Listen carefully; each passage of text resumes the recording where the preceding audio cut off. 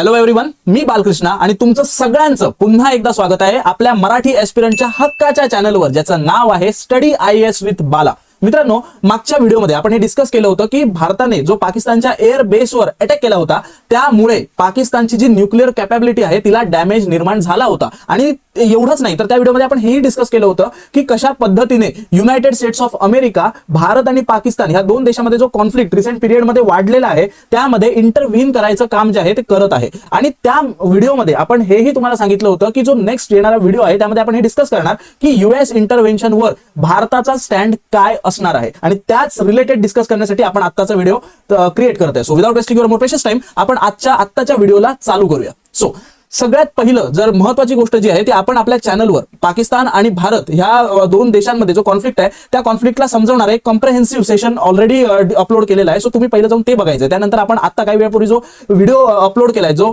Nuclear कॅपॅबिलिटीला damage केलेला आहे पाकिस्तानच्या, त्याच्याशी रिलेटेड आहे. त्यामध्ये आपण बरेच क्वेश्चन देखील रेज केलेले आहेत. सो तो व्हिडिओ तुम्हाला नंतर बघायचा आणि फायनली तुम्हाला ह्या व्हिडिओकडे यायचं आहे सो दॅट तुम्हाला जे लिंकेज आहे ते सापडून जाईल. ओके, सो नाव आपण सगळ्यात पहिलं हे समजून घेऊया की USA ने भारत आणि पाकिस्तान ह्या दोन देशांच्या मध्ये कॉन्फ्लिक्ट चालू असताना दोन वेळा, हे मी फक्त डॉक्युमेंटेड दोन वेळा सांगतोय, बऱ्याच अंशी जे इंटरव्हेन्शन जे आहे ते करण्याचा प्रयत्न केलेला आहे. जर याचं तुम्हाला उत्तम उदाहरण द्यायचं झालं तर ज्यावेळी दोन देशांमध्ये सीज फायर अनाऊन्स झालं भारत आणि पाकिस्तानमध्ये काही दिवसांपूर्वी, सीज फायर अग्रीमेंट जेव्हा अनाऊन्स होतं त्यावेळी सगळ्यात पहिलं ह्याचं जे डिक्लेरेशन आहे ते डोनाल्ड ट्रम्प आपल्या ट्विट हँडलद्वारे जगासमोर करतात की मी दोन्ही देशांचं कॉंग्रॅच्युलेशन करतो, त्यांचे अभिनंदन करतो की दोन्ही देशांनी इंटेलिजन्स दाखवलेला आहे आणि सीज फायर अग्रीमेंटला ते येऊन मान्य जे आहे ते थांबलेले आहेत. यापुढे आपण कोलॅबोरेशनसाठी किंवा कोऑपरेशनसाठी जे आहे ते प्रयत्न करणार आहोत. आता इथेच थांबलं नाही USA, तर नेक्स्ट डोनाल्ड ट्रम्पनी पुन्हा एकदा आपल्या हँडलद्वारे एक ट्विट केलेलं आहे. ते सगळ्यात पहिला आपण ट्विट बघूया.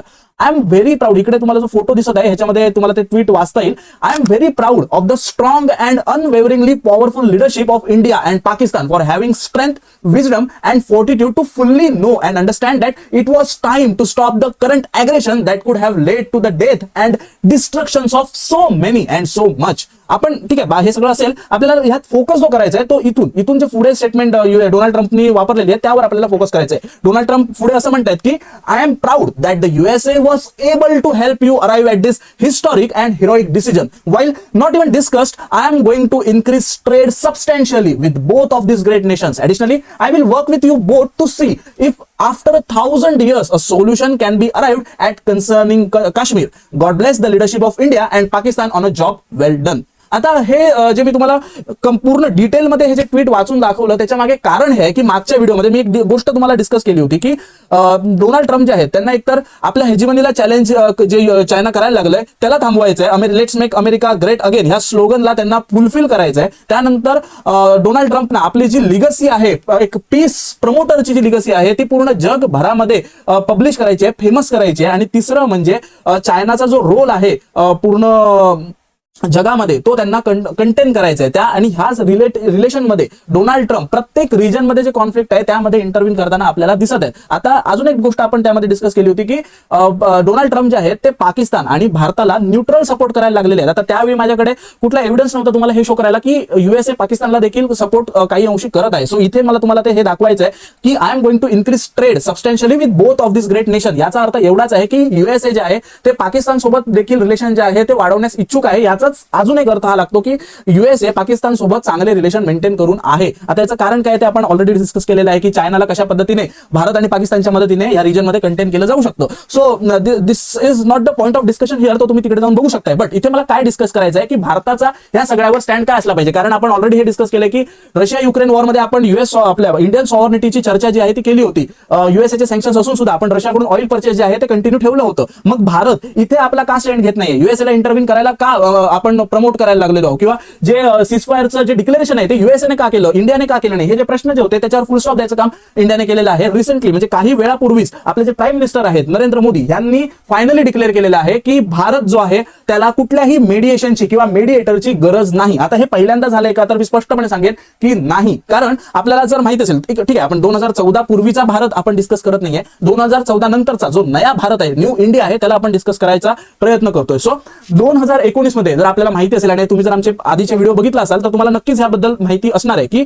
2019 मध्ये डोनाल्ड ट्रम्पनी जेव्हा ते आपल्या पहिल्या टर्मला सर्व्ह करत होते तेव्हा डोनाल्ड ट्रम्पनी काश्मीर इश्यूमध्ये मेडिएशन करण्याची जी घोषणा आहे ती केली होती. पण पुन्हा एकदा जे नरेंद्र मोदींनी त्यावेळी ह्या गोष्टीला डिनाय केलं की आम्हाला कुठल्याही प्रकारे मेडिएशनची गरज नाहीये, काश्मीर मुद्द्याला सॉल्व्ह करायला India as a country enough आहे, तेव्हा डोनाल्ड ट्रम्पनी हा मुद्दा थांबवला होता. ओके, त्यानंतर जो आपल्याकडे आर्टिकल 370 ला ॲब्रोगेट करण्याचं जे प्रकरण घडलं होतं त्यानंतर देखील अमित शहानी जे आपले आता होम मिनिस्टर आहेत त्यांनी सुद्धा पार्लमेंटमध्ये एक भाषण दिलं होतं, खूप गाजलेलं भाषण होतं. आणि जर ते आपल्याला आठवत असेल की अमित शहा त्यावेळी म्हणाले होते की पीओकेवर डिस्कशन करण्याची गोष्टच नाहीये, सरळ सरळ ही गोष्ट आहे की पीओके हा काश्मीरचा इंटिग्रल पार्ट आहे आणि काश्मीर हा भारताचा इंटिग्रल पार्ट आहे. ह्यात डिस्कस करायचं काय? जर आम्हाला पीओकेला कॅप्चर करायचंय तर आम्ही आमच्या जीवाची बाजी लावू, पण काही करून पीओकेला आम्ही कॅप्चर करूनच राहू. आणि जर अजून एक गोष्ट सांगायची झाली तर 2014 पासून बीजेपीचा जो मॅनिफेस्टो आहे त्यामध्ये सुद्धा पीओकेचा जो पार्ट आहे तो त्यांनी 2014 पासूनच्या मॅनिफेस्टोमध्ये वापरलेला आहे. याचा अर्थ कुठे ना कुठेतरी इंडियाचा आत्ताचा जो स्टँड आहे तो कम्प्लिटली क्लिअर आहे की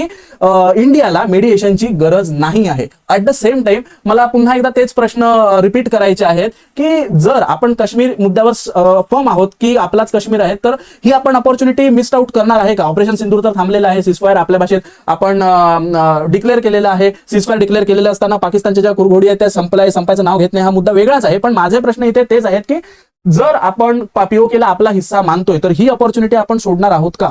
ठीक आहे, जर सोडणार नाही आहोत तर नक्की आपण काय करणार आहोत? अजून वेगळ्या प्रकारे आपण पाकिस्तानला उत्तर देण्याचा प्रयत्न करणार आहोत का? आपण न्यूक्लिअर पॉलिसी जी आहे आपली नो फर्स्ट यूज ची पॉलिसी जी आहे त्यामध्ये बदल करणार आहोत का? पाकिस्तानचं नाव जे आहे जगाच्या पूर्ण नकाशावरनं ते नष्ट करून टाकण्यासाठी आपण प्रयत्न करणार आहोत का?